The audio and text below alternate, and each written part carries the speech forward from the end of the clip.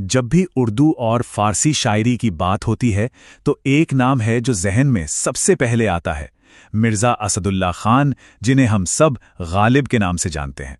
तो चलिए आज उनकी जिंदगी और शायरी की इस दुनिया में थोड़ा गहरा उतरते हैं। और ये शेर, हजारों ख्वाहिशें, बस यही तो हैं गालिब। ये सिर्फ कुछ शब्द नहीं है, ये तो इंसान होने का पूरा फलसफा है। ये वो कश्मकश है कि चाहे कितना भी मिल जाए, दिल है कि मानता नहीं। और यही सच्चाई गालिब की आवाज को आज भी उतनी ही ताज़ा रखती है। तो सवाल ये उठता है कि आखिर कौन थे गालिब, वो शायर जिसकी कलम ने इश्क, दर्द और जिंदगी की हकीकत को हमेशा हमेशा के लिए हमारे दिलों में जिंदा कर दिया। तो सबसे पहले बात करते हैं उनकी पहचान की। गालिब सिर्फ एक शायर नहीं थे, वो एक ऐसी आवाज हैं जो वक्त के पार चली गई हैं।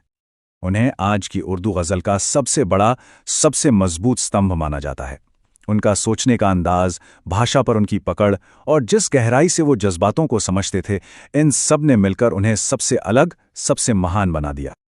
अच्छा, तो इस महान शायर का सफर शुरू कहां से हुआ? असल में उनकी शुरुआत काफी मुश्किलों भरी थी।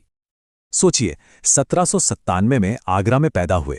बचपन में ही पहले पिता का साया सर से उठ गया, फिर जिन चाचा ने पाला वो भी चल बसे। सिर्फ 13 साल की उम्र में शादी हो गई और इतनी सारी मुश्किलों के बीच इतनी कम उम्र में उन्होंने शायरी में पनाह ली। अपने हर दर्द को, हर तजुर्बे को शब्दों में ढालना शुरू कर दिया। आगरा के बाद गालिब का नया ठिकाना बनी दिल्ली, वो शहर जिसने उन्हें शोहरत तो दी, पर साथ में संघर्ष का एक ऐसा दौर भी दिखाया जो जिंदगी भर चला।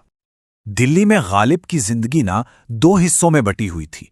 एक तरफ वो मुगल बादशाह बहादुर शाह जफर के उस्ताद थे, दबीर उल मुल्क जैसे बड़े बड़े खिताब मिले और हर महफिल की शान थे।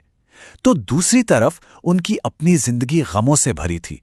अपने सातों बच्चों को बचपन में ही खो दिया, जिंदगी भर कर्ज में डूबे रहे और शराब और जुए की आदत ने मुश्किलें और बढ़ा दी थी। तो फिर वो क्या चीज थी जो इतनी मुश्किलों के बावजूद उनकी शायरी को इतना जादुई बनाती है? चलिए इस जादू को थोड़ा और समझते हैं। देखिए, गालिब की शायरी सिर्फ इश्क मोहब्बत के बारे में नहीं है।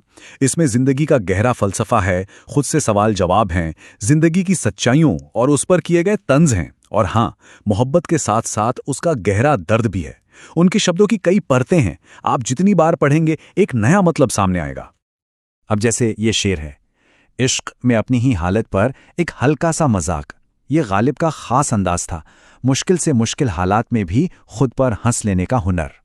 ये सिर्फ एक शेर नहीं है, बल्कि इंसानी फितरत पर एक बहुत ही मजेदार टिप्पणी है कि कैसे एक अकेला जज्बा, एक अकेला एहसास इंसान को कहीं का नहीं छोड़ता।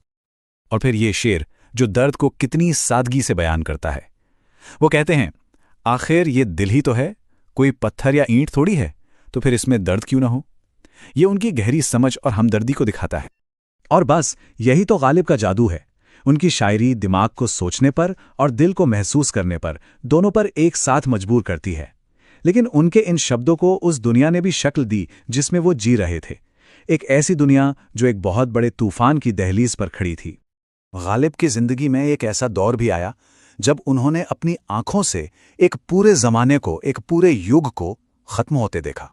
साल था 1857। ये सिर्फ एक तारीख नहीं थी, ये भारतीय इतिहास का वो तूफानी मोड़ था जिसने गालिब की दुनिया और उनकी शायरी को हमेशा के लिए बदल के रख दिया। ये वो साल था जब बगावत के बाद दिल्ली को तबाह कर दिया गया।